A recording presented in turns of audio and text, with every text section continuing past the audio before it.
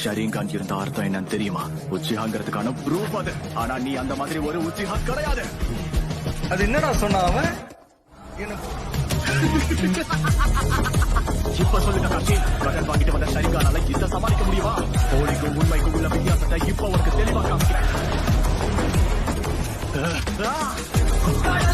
Hey!